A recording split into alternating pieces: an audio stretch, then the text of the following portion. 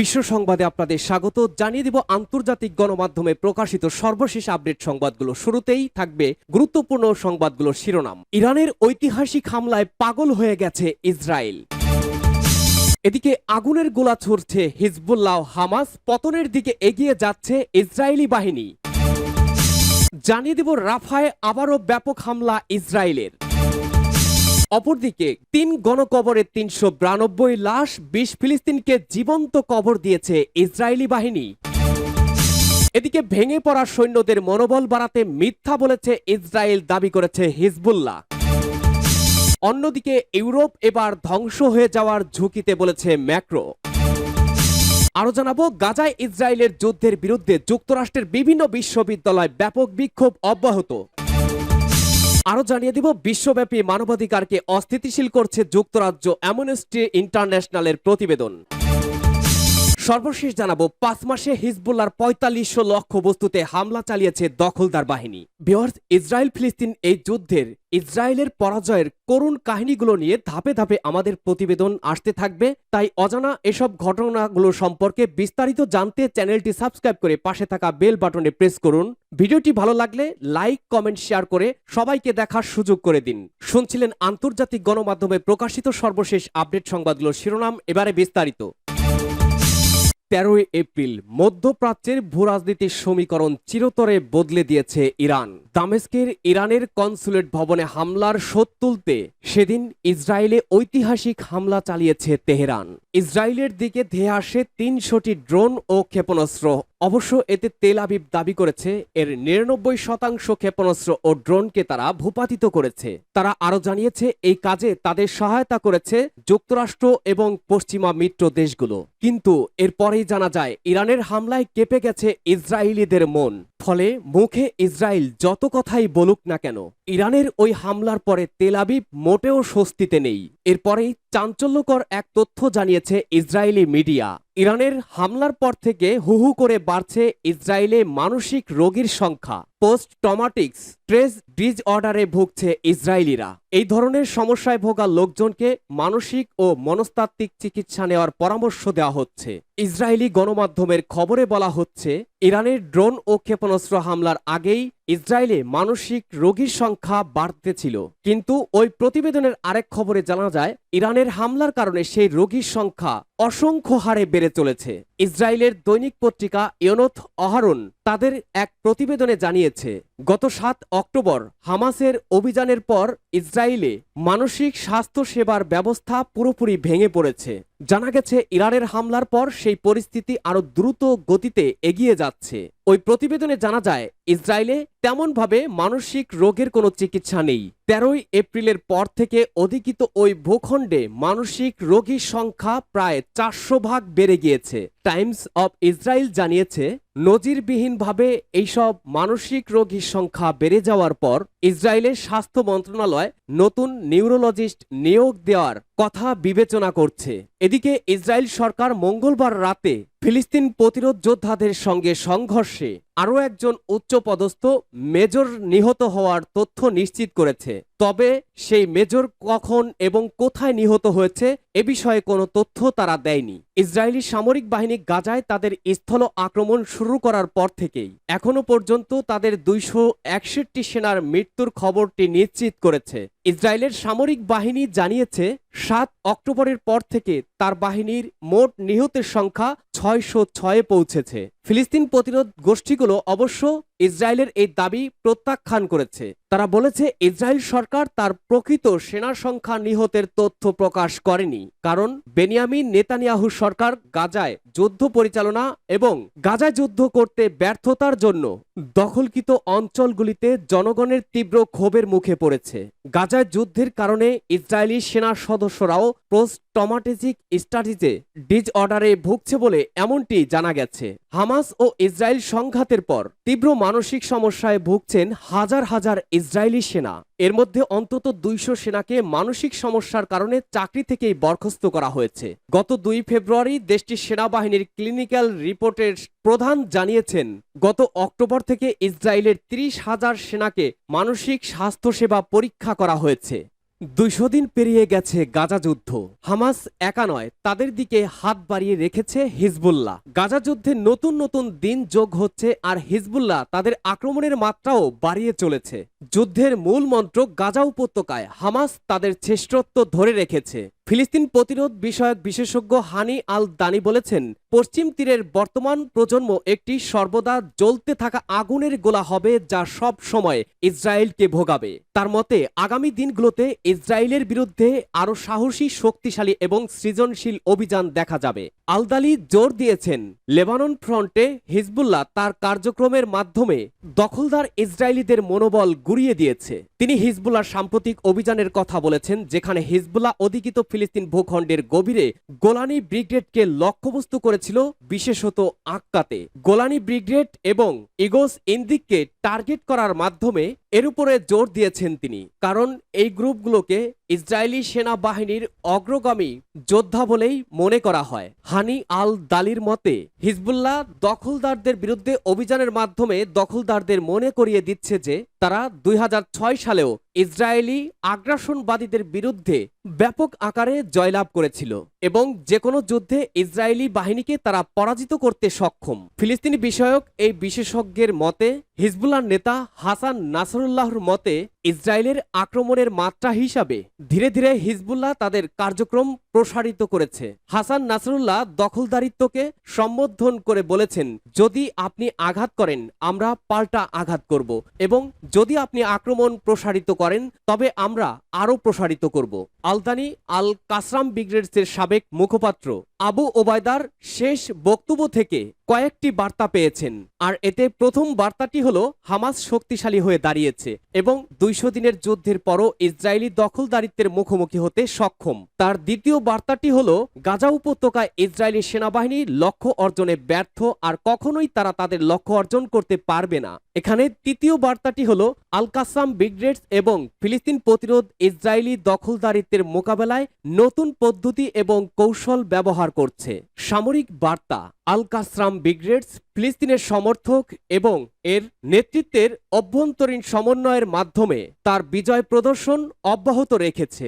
এতে আলদানি উল্লেখ করেছেন, আল কাসাম ব্রিগেড নিশ্চিত করেছে যে গাজা উপত্যকার প্রতিটি পয়েন্টে ফিলিস্তিনি প্রতিরোধ উপস্থিত রয়েছে।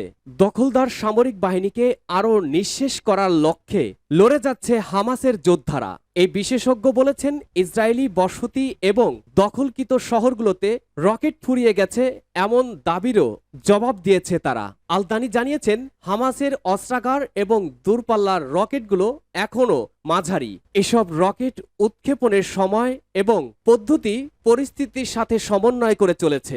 ইসরায়েলের রাফায় আক্রমণের ক্ষেত্রে আল কাসরাম ব্রিগেডসের শক্তি এবং স্থিতিশীলতা আরও বাড়বে এবং এর সামরিক এবং রাজনৈতিক অবস্থান শক্তিশালী হবে। অন্যদিকে রাফায় আক্রমণের মাধ্যমে ইসরায়েল কেবল তার পতনই ডেকে আনছে, এছাড়া তারা প্রচণ্ড রকমের ব্যর্থতার মুখোমুখি হবে।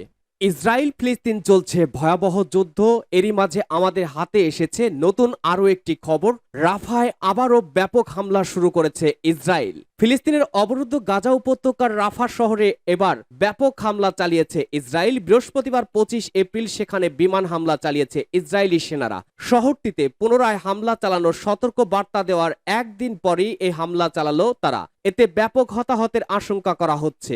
ব্রিটিশ বার্তা সংস্থা রয়টার্স এই খবর জানিয়েছে। বুধবার রাফা শহরে শীঘ্রই অভিযান চালানোর ঘোষণা দিয়েছিল ইসরায়েল। এর প্রস্তুতি হিসেবে সেখান থেকে ফিলিস্তিনিদের সরিয়ে নেওয়ার প্রস্তুতির কথা জানিয়েছিল তারা। ফিলিস্তিনি স্বাস্থ্য মন্ত্রণালয় জানিয়েছে, বৃহস্পতিবার সকালে রাফাতে 5টি বিমান হামলা হয়েছে। এই হামলায় কমপক্ষে 3টি বাড়ি ধ্বংস বা ক্ষতিগ্রস্ত হয়েছে। এ সময় স্থানীয় এক সাংবাদিক সহ নিহত হয়েছেন অন্তত 6 জন। বৃহস্পতিবার রয়টার্সকে জাতিসংঘের ফিলিস্তিন রাষ্ট্রদূত ইব্রাহিম খরাইশি বলেছেন, রাফাতে যা ঘটতে যাচ্ছে তা নিয়ে আমরা চিন্তিত।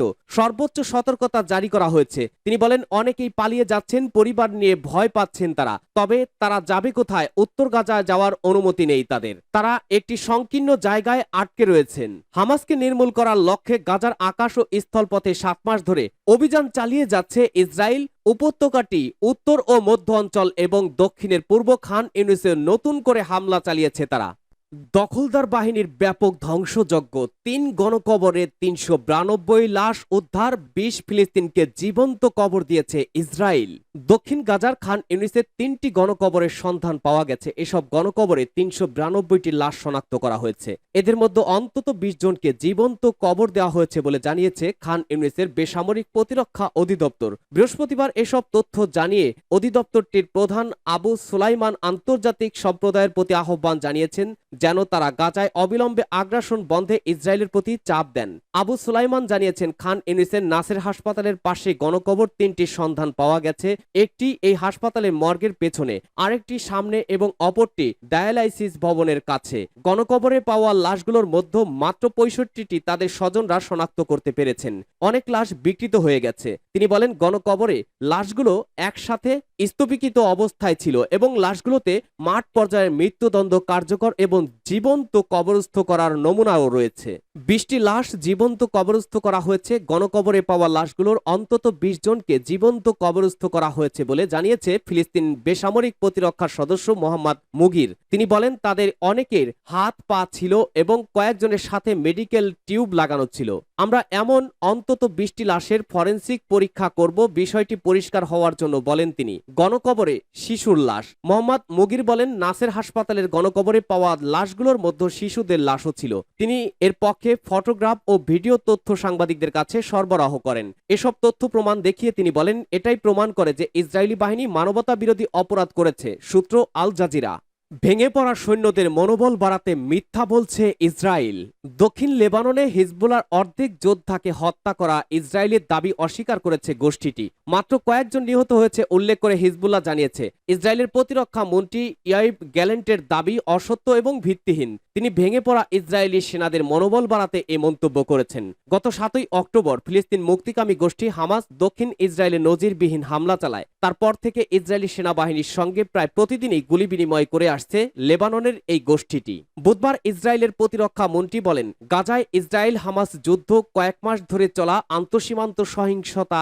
দক্ষিণ লেবাননে হিজবুল্লাহ অর্ধেক কমান্ডারকে হত্যা করা হয়েছে, বাকি অর্ধেক লুকিয়ে আছে এবং মাঠ ইসরায়েলি সেনাবাহিনীর অভিযানের জন্য ছেড়ে দিচ্ছে। বার্তা সংস্থা এএপির হিসাব অনুযায়ী ইসরায়েলের দক্ষিণাঞ্চলে হামাসের হামলার পরদিন 8ই অক্টোবর থেকে লেবাননে অন্তত 380 জন নিহত হয়েছে, যার মধ্যে 252 জন হিজবুল্লাহ যোদ্ধা ও কয়েক ডজন বেসামরিক নাগরিক। ইসরায়েল বলছে সীমান্তে তাদের 11 জন সেনা ও 8 জন বেসামরিক নাগরিক নিহত হয়েছে। চলতি সপ্তাহে হিজবুল্লাহ সামরিক ঘাঁটিতে রকেট হামলা চালিয়েছে। বুধবার ইসরায়েলি সামরিক বাহিনী জানিয়েছে তারা দক্ষিণ লেবাননে হিজবুল্লাহর 40টি লক্ষ্যবস্তুতে হামলা চালায়। ইউরোপ ধ্বংস হয়ে যাওয়ার ঝুঁকি রয়েছে বলেছে ম্যাক্রো। ইউরোপ ধ্বংস হয়ে যাওয়ার ঝুঁকি রয়েছে। এই ঝুঁকি মোকাবেলায় প্রয়োজনীয় ব্যবস্থা ইউরোপের নেই, সতর্ক বার্তা দিয়েছেন ফ্রান্সের প্রেসিডেন্ট ইমানুয়েল ম্যাক্রো। বৃহস্পতিবার 25 এপ্রিল ওয়াল স্ট্রিট জার্নালের এক প্রতিবেদনে এ তথ্য জানানো হয়েছে। ম্যাক্রো বলেন সামরিক, অর্থনৈতিক ও অন্যান্য চাপ ইউরোপের 27 দেশকে দুর্বল করে দিতে পারে। ইউরোপের বর্তমান প্রতিরক্ষা ব্যবস্থার ভিত্তিতে প্যারিসের সোরবন বিশ্ববিদ্যালয়ে এক বক্তৃতায় তিনি এই মন্তব্য করেন। ইউরোপের প্রতিরক্ষা ব্যবস্থা জোরদারের আহ্বান জানিয়ে তিনি বলেন এই মহাদেশের মার্কিনীদের অধীনে থাকা উচিত হবে না। এ সময় তিনি বিশ্বে ইউরোপীয় ইউনিয়নের দৃঢ় অবস্থানের রূপরেখা প্রদান করেন। ফ্রান্সের প্রেসিডেন্ট ইউরোপের সাইবার নিরাপত্তা বৃদ্ধি, ব্রেক্সিটের পর ব্রিটেনের সঙ্গে ঘনিষ্ঠ প্রতিরক্ষা ব্যবস্থা এবং উচ্চপদস্থ সামরিক কর্মীদের সামরিক প্রশিক্ষণের জন্য ইউরোপীয় একাডেমি গঠনের আহ্বান জানিয়েছেন। তিনি বলেন ইউক্রেন যুদ্ধ রাশিয়াকে কোনোভাবেই সফল হতে দেওয়া যাবে না। ম্যাক্রো বলেন প্রতিরক্ষা শিল্প স্থাপন করতে হবে, এছাড়া কোনো প্রতিরক্ষা ব্যবস্থাই কাজে দেবে না। কয়েক দশক ধরে এ খাতে বিনিয়োগ কম হচ্ছে উল্লেখ করে তিনি বলেন সামরিক সরঞ্জাম কেনার ক্ষেত্রে প্রাধান্য দেওয়া উচিত। ম্যাক্রো আরও বলেন অধিক পরিমাণে প্রতিরক্ষা সরঞ্জাম তৈরি করতে হবে, এটি দ্রুতই করতে হবে, আর ইউরোপীয়দের জন্য এসব প্রস্তুত করতে হবে। ইউরোপকে দেখাতে হবে যে তারা যুক্তরাষ্ট্রের অধীন নয়। বর্তমানে মার্কিন সামরিক ছত্রছায়ায় কোনো বিশ্বাসযোগ্য বিকল্প নেই বলে অনেক ইউরোপীয় ইউনিয়ন কর্মকর্তা মনে করেন। গাজায় ইসরায়েলের যুদ্ধের বিরুদ্ধে যুক্তরাষ্ট্রের বিভিন্ন বিশ্ববিদ্যালয়ে বিক্ষোভ অব্যাহত। যুক্তরাষ্ট্রের কয়েকটি বিশ্ববিদ্যালয়ে বৃহস্পতিবার ইসরায়েল হামাস যুদ্ধের বিরুদ্ধে বিক্ষোভকে ছত্রভঙ্গ করতে পুলিশ ডেকেছিল। এর ফলে হাতাহাতি হয় এবং কয়েক ডজন ব্যক্তিকে গ্রেপ্তার করা হয়। এদিকে অন্য কয়েকটি বিশ্ববিদ্যালয়ের শিক্ষার্থীদের বিক্ষোভ শেষ হওয়ার অপেক্ষায় আছে। এখন বিশ্ববিদ্যালয় সেমিস্টার শেষ হতে চলেছে এবং কিছুদিন পরই সমাবর্তন অনুষ্ঠান হওয়ার কথা। বস্টন পুলিশ বলছে বস্টনের এমারসন কলেজের রাতের মধ্যে ধর্ণা শিবির থেকে 108 জনকে গ্রেপ্তার করা হয়েছে এবং 4 জন পুলিশ আহত হয়েছেন। তবে এই আঘাত প্রাণঘাতী নয়। লস অ্যাঞ্জেলেস পুলিশ দপ্তর সাউদার্ন ক্যালিফোর্নিয়া বিশ্ববিদ্যালয়ে এক বিক্ষোভ চলাকালে বুধবার রাতে আরো 93 জনকে গ্রেপ্তার করা হয়। ইসরায়েল হামাস যুদ্ধের প্রতিবাদে বিক্ষোভরত শিক্ষার্থীদের দাবি, বিশ্ববিদ্যালয়গুলো ইসরায়েলের সাথে আর্থিক সম্পর্ক ছিন্ন করুক এবং কয়েক মাসব্যাপী সংঘাতে সাহায্য করছে এমন সংস্থা থেকে বিনিয়োগ প্রত্যাহার করে নিক। কিছু ইহুদি শিক্ষার্থী বলছেন, এই বিক্ষোভ ইহুদি বিদ্বেষের রূপ নিয়েছে। গ্র্যাজুয়েশন এগিয়ে এসেছে অথচ তারা বিশ্ববিদ্যালয় চত্বরে পা রাখতে ভয় পাচ্ছেন। বিক্ষোভ দমনে বিশ্ববিদ্যালয়ের কঠোর পদক্ষেপের পেছনে ইহুদি শিক্ষার্থীদের ভয় আংশিক ভূমিকা পালন করেছে। নিউ ইয়র্কের কলম্বিয়া বিশ্ববিদ্যালয়ের শিক্ষার্থীরা হুমকি উপেক্ষা করে ছাউনি খাটিয়েছেন। এই জায়গায় কয়েক সপ্তাহের মধ্যে অনেক শিক্ষার্থী তাদের পরিবারের সামনে স্নাতক ডিগ্রি অর্জন করতে চলেছেন। ছাউনি সরিয়ে নেওয়ার জন্য কয়েকবার ব্যর্থ চেষ্টা করেও কলম্বিয়া বিশ্ববিদ্যালয়ের শিক্ষার্থীদের সাথে বোঝাপড়া অব্যাহত রেখেছে। ইতিমধ্যে 100 জনের বেশি ব্যক্তিকে গ্রেপ্তার করা হয়েছে। বিশ্বব্যাপী মানবাধিকারকে অস্থিতিশীল করছে যুক্তরাজ্য অ্যামনেস্টির প্রতিবেদন। যুক্তরাজ্য ইচ্ছাকৃতভাবে বিশ্বব্যাপী মানবাধিকার পরিস্থিতিকে অস্থিতিশীল করে তুলছে বলে দাবি করেছে মানবাধিকার বিষয়ক আন্তর্জাতিক সংস্থা অ্যামনেস্টি ইন্টারন্যাশনাল। সংস্থাটির বৈশ্বিক প্রতিবেদনে এমনটি দাবি করা হয়েছে। প্রতিবেদনে বলা হয়েছে, আন্তর্জাতিক আইনের নড়বড়ে অবস্থার মধ্যে ব্রিটেন জাতীয় ও বিশ্বব্যাপী মানবাধিকার সুরক্ষাকে দুর্বল করছে। খবর গার্ডিয়ানের। অ্যামনেস্টি ইন্টারন্যাশনাল ইউকের প্রধান নির্বাহী চার্চার দেশমুখ বলেছেন, যুক্তরাজ্য তার ভয়ঙ্কর অভ্যন্তরীণ নীতি এবং রাজনীতির মাধ্যমে সর্বজনীন মানবাধিকারের সম্পূর্ণ ধারণাকে ইচ্ছাকৃতভাবে অস্থিতিশীল করে তুলছে। অ্যামনেস্টির প্রতিবেদনে বলা হয়েছে, যুক্তরাজ্য আশ্রয় প্রার্থী এবং অন্যান্য অভিবাসীদের লক্ষ্যবস্তু করছে দেশটি আন্তর্জাতিক মানবাধিকার প্রতিশ্রুতি লঙ্ঘন করেছে এবং বৈশ্বিক একটি বিপজ্জনক সময়ে মানবাধিকার সুরক্ষা লঙ্ঘন করেছে। গাজার মানবাধিকার লঙ্ঘন প্রতিরোধে জাতিসংঘ ভূমিকা রাখতে ব্যর্থ হওয়ার প্রতিবেদনে বিশেষভাবে যুক্তরাজ্যর নিন্দা করা হয়েছে। 5 মাসে হিজবুল্লাহর 4500 লক্ষ্যবস্তুতে হামলা চালিয়েছে ইসরায়েলি বাহিনী। ইসরায়েলি সেনাবাহিনী বলেছে, তারা গত 5 মাসে লেবানন এবং সিরিয়ায় প্রায় 4500 হিজবুল্লাহর লক্ষ্যবস্তুতে হামলা চালিয়েছে। এতে গ্রুপটির 300 যোদ্ধা নিহত এবং 750 জনেরও বেশি আহত হয়েছে। খবর এএফপির। ইসরায়েলি সেনাবাহিনীর দেয়া এক বিবৃতিতে বলা হয়, আকাশ এবং স্থলভাগ থেকে এসব হামলা চালানো হয়। আর এসব হামলার প্রধান লক্ষ্য ছিল হিজবুল্লাহর বিভিন্ন অস্ত্র গোদাম, সামরিক স্থাপনা, অপারেশনাল কমান্ড এবং নিয়ন্ত্রণ কেন্দ্র। সামরিক বাহিনী জানায়, নিহতদের মধ্যে 5 জন সিনিয়র কমান্ডার রয়েছেন। তারা আরও জানায়, ইসরায়েলের উত্তরাঞ্চলে বেসামরিক নাগরিক এবং বিভিন্ন কমিউনিটির বিরুদ্ধে জবাবে হামলা চালানো হয়েছে। লেবাননের এক নিরাপত্তা সূত্র জানিয়েছে, ইসরায়েল এবং হিজবুল্লাহর মধ্যে আন্তঃসীমান্ত যুদ্ধ ছড়িয়ে পড়ায় লেবাননের পূর্ব অঞ্চলে ইসরায়েলি হামলায় এক ব্যক্তি নিহত হয়েছে।